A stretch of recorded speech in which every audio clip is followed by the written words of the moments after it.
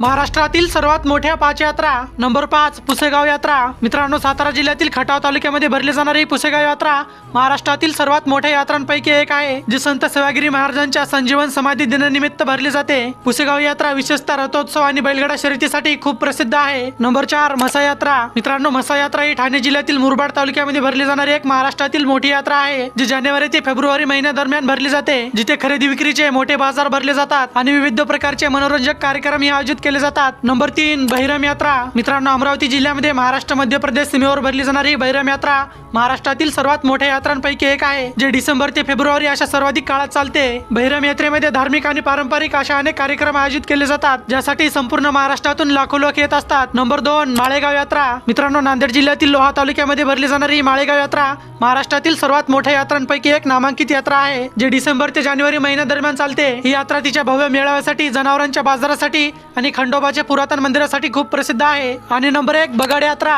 मित्रांनो, बगाड यात्रा ही महाराष्ट्रातील सर्वात मोठी यात्रा मानली जाते, जी सातारा जिल्ह्यातील वाई तालुक्यामध्ये भगवान भैरवनाथाच्या स्मरणार्थ साजरी केली जाते, ज्यामध्ये संपूर्ण महाराष्ट्रातून लाखो भाविक येत असतात। तर मित्रांनो, हे आहेत महाराष्ट्रातील सर्वात मोठ्या 5 यात्रा, ज्या प्रसिद्धी आणि येणाऱ्या लोकसंख्येनुसार मोठ्या मानल्या जातात।